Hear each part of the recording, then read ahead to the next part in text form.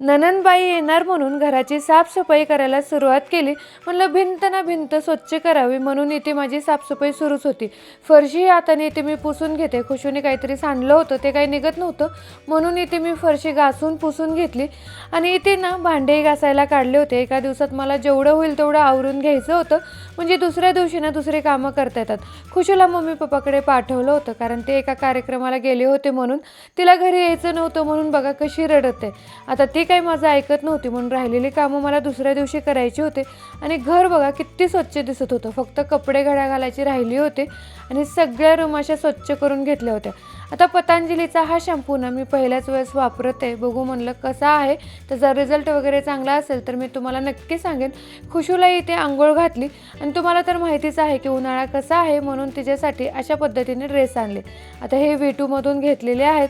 घातल्यानंतर ना जास्तच क्यूट दिसत होती. मग तिला खायचा होता आंबा. म्हणलं चला आता तिलाही भूक लागली असेल म्हणून इथे आंबा कट करून दिला. आणि खरंच खूप छान आणि गोड आंबे होते म्हणून मीही एक फोड काढली.